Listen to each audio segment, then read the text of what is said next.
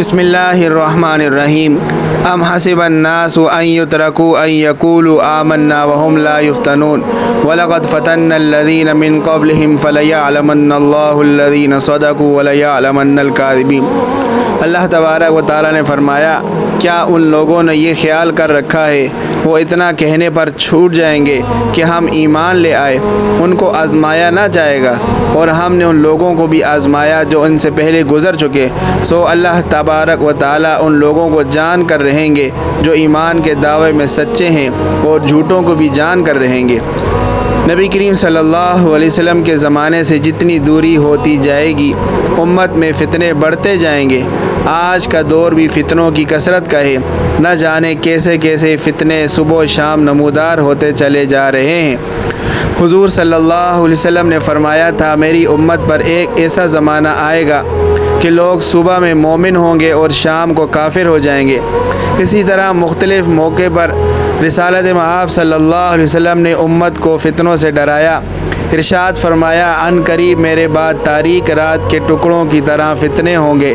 تاریک رات کے ساتھ شدت تاریکی میں تشبیہ دی گئی کہ جس طرح رات شدید تاریک ہوتی ہے اور فضا کو بالکل سیاہ کر دیتی ہے، وہ فتنے بھی ایسے ہی ہوں گے جو لوگوں کے دلوں کو سیاہ کر دیں گے۔ تاریک رات سے تشبیہ دینے میں ایک نکتہ اور سمجھ میں آتا ہے۔ جس طرح رات کی تاریکی میں مضر چیزیں نظر نہیں آتی، سانپ بچھو نظر نہیں آتے، ایسے وہ فتنے بھی ایسے شدید ہوں گے کہ ان کا فتنہ ہونا اور مضر ہونا سمجھ نہیں آئے گا۔ آج ہم دیکھ رہے ہیں دنیا میں کتنے فتنے رونما ہو رہے ہیں، اور مسلمان اسے خوشی سے قبول کر رہے ہیں۔ اس کا فتنہ ہونا اور مہلک ہونا ان کو سمجھ میں نہیں آتا۔ اگر امت میں فتنوں کی کثرت ہو جائے، خباثتیں بڑھ جائیں، تو صالحین کی موجودگی میں بھی فائدہ نہ دے گی۔ صالحین کے ہوتے ہوئے بھی ہم پر عذاب آ سکتا ہے۔ حضرت زینب بنت جحش رضی اللہ تعالیٰ عنہ فرماتی ہیں کہ ایک مرتبہ رسالت مآب صلی اللہ علیہ وسلم گھر تشریف لائے، گھبرائے ہوئے تھے، میرے مکان میں داخل ہوئے۔ فرمایا کہ عرب کے لیے ہلاکت ہے اس شر اور فتنے کے سبب جو قریب آ چکا ہے۔ پھر سبابہ اور ابہام والی انگلیوں سے گول دائرہ بنا کر ارشاد فرمایا، یاجوج ماجوج کی دیوار اتنی کھول دی گئی۔ حضرت زینب بنت جحش رضی اللہ تعالی عنہ نے سوال کیا، اے اللہ کے رسول، کیا صالحین کے ہوتے ہوئے ہم ہلاک ہو جائیں گے؟ آپ صلی اللہ علیہ وسلم نے فرمایا، ہاں، جب خباثتوں کی کثرت ہو جائے۔